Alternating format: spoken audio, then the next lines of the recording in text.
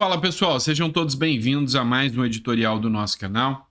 Iniciando aqui o nosso editorial, eu só quero trazer uma frase que eu achei muito interessante do Leandro Ratundi. Ele escreveu o seguinte: Lula consegue mobilizar jornalistas, artistas, políticos, banqueiros e todo tipo de gente interessada no dinheiro público. O Bolsonaro consegue mobilizar quem está cansado de pagar essa conta. E aí, o que você acha sobre essa frase aqui? Coloca no comentário. Eu estou falando isso em relação a uma mobilização do dia 25. Muita gente aí está falando, inclusive até o senador Cajuru, que foi uma manifestação inorgânica. Uma manifestação que foi paga, ou seja, o Malafaia pagou para que as pessoas fossem até aquela manifestação. O que a gente sabe?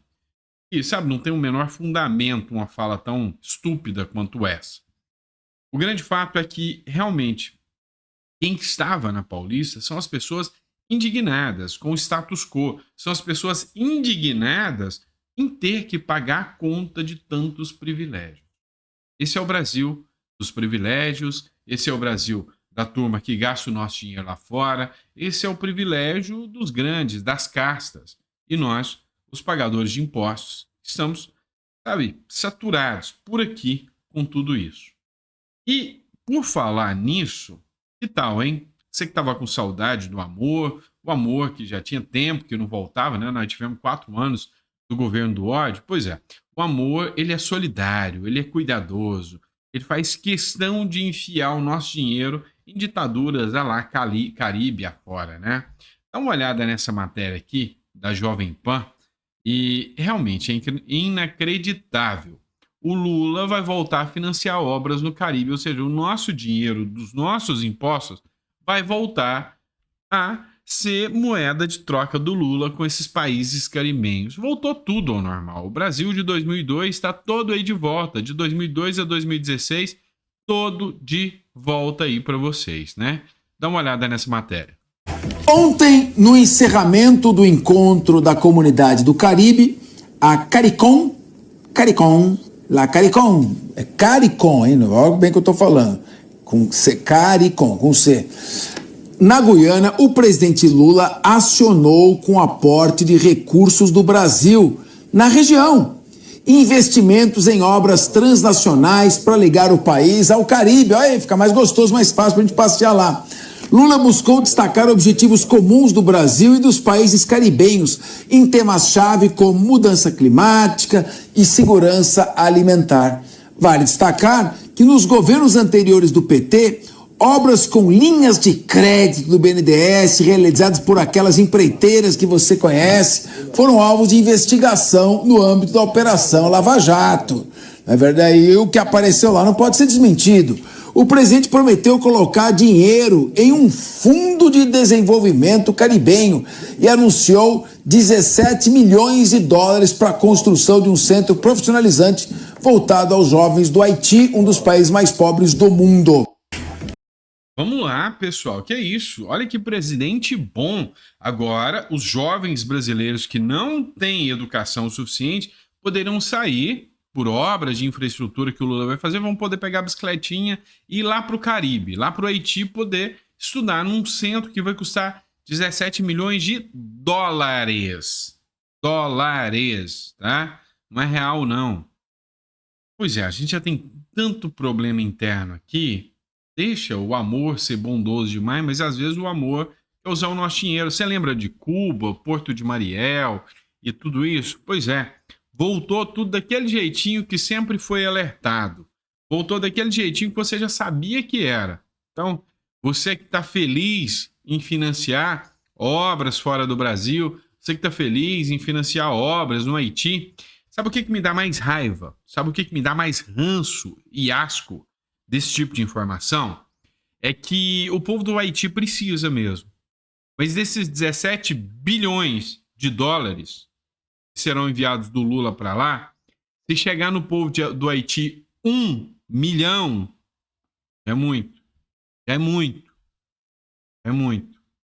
Se chegar R$ 1 milhão para construir um prédiozinho meia boca, já é muito. que a gente sabe que esse dinheiro vira fruto de corrupção. É histórico. Você sabe que funciona assim. Então, aos envolvidos, parabéns. Trabalhem mais, que vocês vão ter que financiar obras no exterior. Enquanto aqui está faltando hospital. Olha só a matéria do Correio Brasiliense. E olha que o Correio Brasiliense puxa um saco do Lula que só daquele tanto, né? Mas vamos lá. Dengue.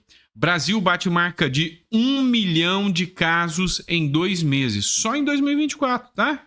Mortes chegarão a 214. Será que os hospitais dão conta de bancar tudo isso? Não. O Ibanez Rocha, que é o governador do Distrito Federal, já pediu socorro. Diz que já chegou ao ponto máximo de saturação do sistema público de saúde lá. Mas vamos mandar dinheiro para fora, né, pessoal? O número de prováveis casos de dengue no Brasil neste ano alcançou 1.017.278 na tarde dessa quinta-feira, dia 29. A título de comparação, no ano passado inteiro, foram 1,6 milhão de casos. Ou seja, em um ano inteiro foi 1,6 milhão de casos.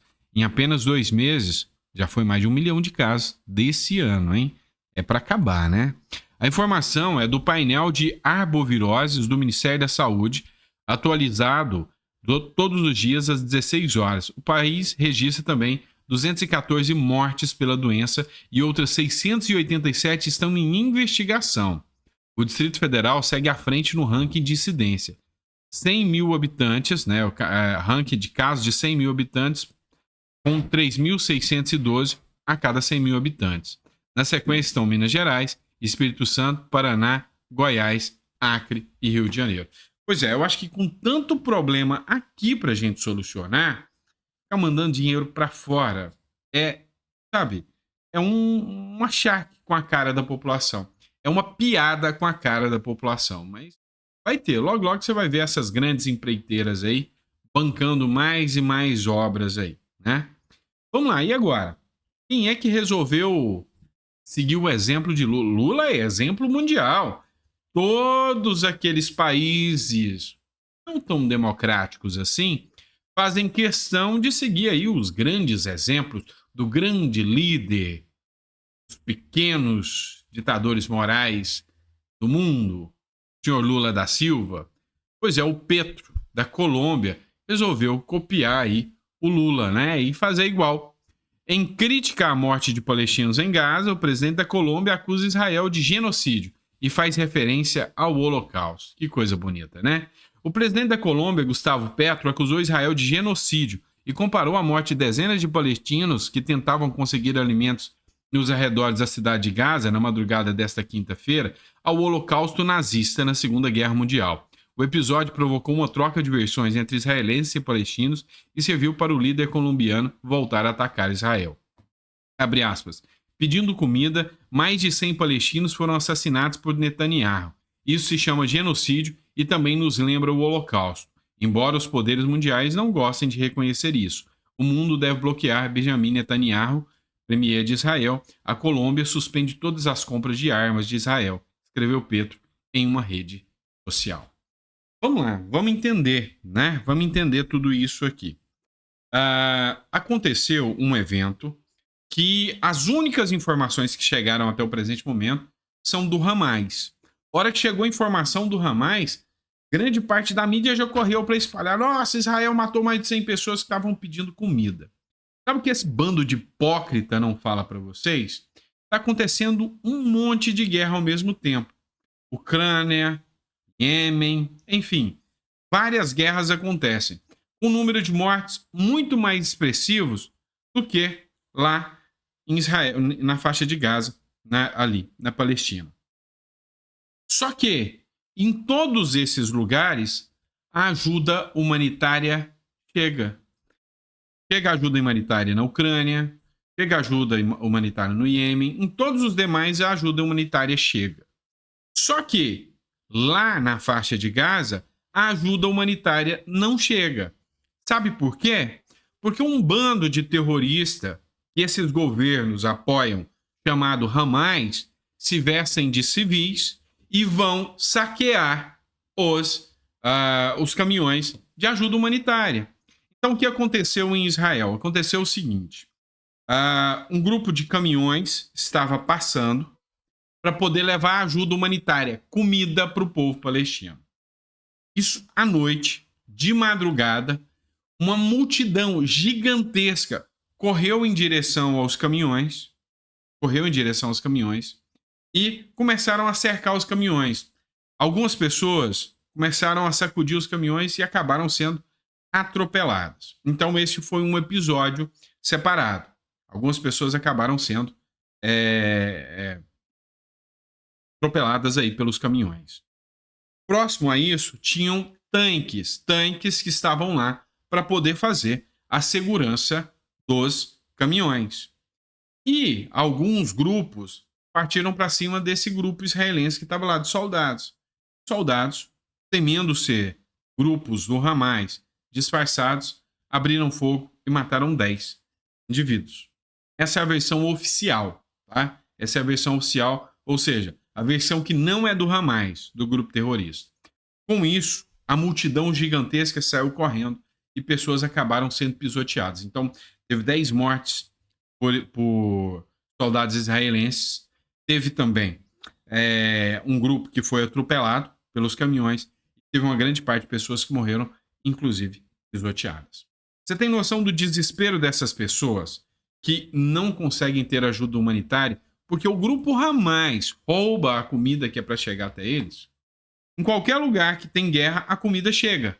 A ajuda humanitária está chegando. Lá, na faixa de Gaza, é o próprio Hamas, que é o câncer da Palestina. Só que esse tipo de gente não critica o Hamas. Então eles são capazes de criticar Israel, que está fazendo a proteção dos caminhões de ajuda humanitária que estão chegando lá. Mas eles não falam por que o povo de lá está com fome. Porque o próprio Israel manda ajuda humanitária para os inimigos, para a Palestina. Mas qual é? Por que eles não falam, o Hamas não deixa o povo chegar na comida? O Hamas usa os civis como escudo. O Hamas se disfarça de civis para roubar o alimento. Isso aí eles não querem falar, né? Afinal, eles têm que manter a sua narrativa, o seu discursinho. Pois é bem tosco mesmo. E aí vem o Lula, como sempre, aquele aliado ali, a turma, né, da lacração. Lula discutirá a situação de Gaza com a Colômbia, Chile e México nessa sexta-feira. Pois é, olha só. O Lula quer ser o líder defensor do Hamas lá na faixa de Gaza, né? O presidente Luiz Inácio Lula da Silva se reunirá nessa sexta-feira com representantes da Colômbia, Chile e México para discutir a situação da faixa de Gaza. A reunião ocorrerá no dia seguinte ao Hamas acusar Israel de matar mais de uma centena de pessoas durante a distribuição de mantimentos no território. O Hamas é quem está acusando, tá? Só para vocês terem noção. De acordo com a agenda do presidente, Lula discutirá a questão com o presidente da Colômbia, Gustavo Petro, e o ministro das Relações Exteriores do Chile, Alberto Van Claveren, e a secretaria de Relações Exteriores do México, Alicia Bárcena. Olha, desses aqui, eu poderia dizer que tem uma democracia, mesmo que de esquerda, o Chile. Já Petro é Lula, Lula é Petro, é igual, tá?